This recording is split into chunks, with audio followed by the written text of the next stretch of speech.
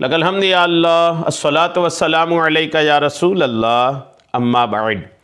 सिलसिला है नाजरीन की तरफ से पूछे गए सवालों के जवाब पेश करने का।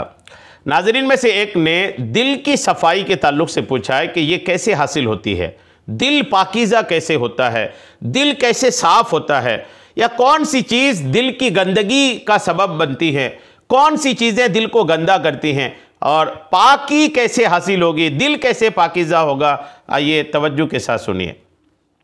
रिवायत एक सुनिए अब तवज्जो के साथ। एक बार हमारे आका करीम अलैहिस्सलाम ने सहाबाए किराम से फरमाया, अभी इस रास्ते से तुम्हारे पास एक जन्नती शख्स आएगा।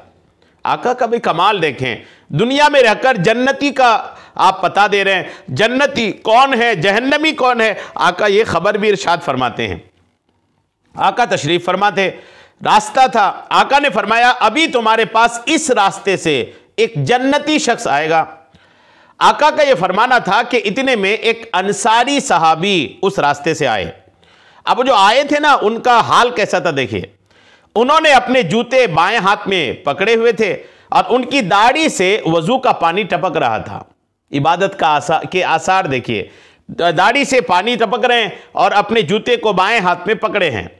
आका की बारगाह में हाजिर हुए, सलाम अर्ज किया। दूसरे दिन भी, पहला दिन तो ऐसा हुआ ही, दूसरे दिन फिर यही हुआ कि आका ने फरमाया इस रास्ते से जन्नती शख्स आएगा, फिर वही अंसारी साहब आए। तीसरे दिन भी ऐसा ही हुआ कि आका ने फरमाया इस रास्ते से जन्नती शख्स आएगा, वही अंसारी साहब आए। अब जब 3 दिन ऐसा हो गया तो हजरत सैयदना अब्दुल्ला बिन अमर बिन आस रदी अल्लाह ताला अन्हुमा साहबी रसूल हैं, ये उन सहाबी के पीछे हो लिए जो 3 दिन लगातार आए, उन सहाबी के साथ हो गए, उनके पीछे पीछे गए और उनके पास जाकर किसी तरह उनसे 3 दिन तक रुकने की इजाज़त ले ली।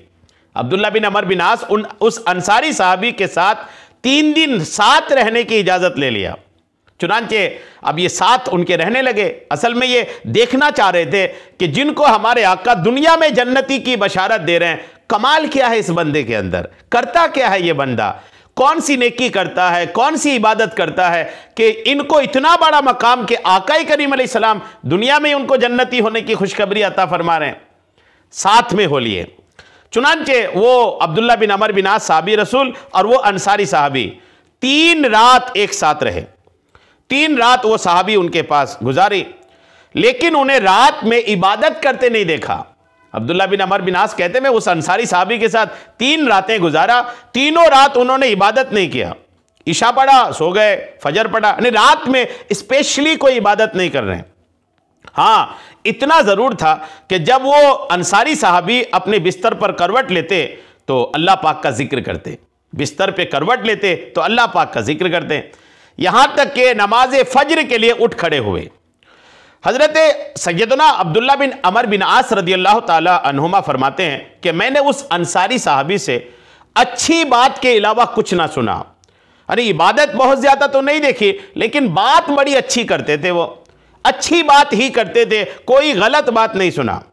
जब 3 दिन पूरे हुए तो मैंने उस अंसारी साहबी से कहा, अब्दुल्ला बिन अमर बिन आस कहते हैं मैंने उस अंसारी साहबी से कहा, ए अल्लाह के बंदे, मैंने हुजूर नबी पाक अलैहिस्सलाम को 3 बार फरमाते सुना कि अभी तुम्हारे पास एक जन्नती शख्स आएगा, और तीनों ही बार आप ही आए।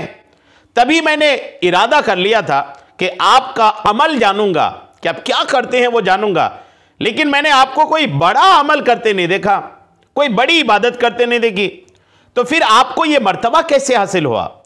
उन्होंने जवाब दिया, वो अंसारी साहबी का जवाब सुनिए, जवाब दिया मेरा कोई और अमल नहीं, बस यही है जो आपने देखा, इसके अलावा कुछ नहीं। 3 दिन तक आपने जो देखा यही मैं करता हूं। और हाँ, एक बात जरूर है, वो अंसारी साहबी कहते हैं एक बात जरूर है कि मैं किसी भी मुसलमान के लिए अपने दिल में खोट नहीं पाता हूं। मेरे दिल में किसी मुसलमान के लिए खोट नहीं है, और जो अल्लाह ने किसी को दिया है उस पर मैं हसद नहीं करता, जलिस नहीं है मेरे सीने में, मैं जलता नहीं हूं किसी से। हजरत सैयदना अब्दुल्ला बिन अमर बिन आस रदी अल्लाह ताला अन्हुमा फरमाते हैं कि मैंने उनसे कहा यही वो अमल है जिसने आपको रिफ़अतें बख्शी और हम उसकी ताकत नहीं रखते। अब्दुल्ला बिन अमर बिन आस ने कहा बस यही बात है कि आपके दिल की सफाई, आपके दिल की पाकीज़गी, कि आप अपने दिल में किसी के लिए खोट, हसद, जलन ये नहीं रखते, यही आपके लिए दुनिया ही में जन्नती की बशारत पाने के लिए यही सबब है। इह्या उल उलूम जिल्द 3 सफ़ा 571 में यह वाक़या लिखा है। मालूम हुआ कि दिल की तहारत, दिल की पाकीज़गी जन्नत में ले जाने वाले आमाल में से है। हमें तमाम मुसलमानों बिलखुसूस रिश्तेदारों के लिए अपने दिल को हर तरह के हसद, बुग़्ज़, कीना वगैरह से पाक रखना चाहिए। जो शख्स हसद, बुग़्ज़ और कीना इसमें मुब्तला रहता है वो अपना ही नुकसान करता है और ख़ुद ही सीने में आग लगाए रखता है। लोग उससे नफ़रत करते हैं, उसकी कोई कदर नहीं होती। ऐसा शख्स मुर्दा ज़मीर, मैले दिल, ख़राब सेहत और दायमी परेशानियों के चुंगल में फंस जाता है। जबकि इन तमाम चीज़ों से दिल को पाक रखने वाला सही सलामत ज़िंदगी गुजारता है, अपने दोस्तों में इजाफा करता है, लोगों के झुरमुट में रहने के साथ दुनिया व आखिरत की तबाहियों से बच जाता है, बल्कि हर तरह की कामयाबियाँ उसका मुक़द्दर बनती हैं। इसलिए खुद खालिक और मालिक रब ने फरमाया, कद अफ़लहा मन तज़क्का, बेशक मुराद को पहुंचा जो सुथरा हुआ।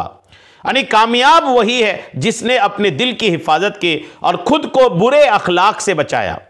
तफसीर इब्न कसीर में यह लिखा है, एक बार नबी करीम अलैहिस्सलाम से पूछा गया कि सबसे अफजल कौन है। आका ने फरमाया कि मखमूमुल क़ल्ब सदूक़ुल लिसान।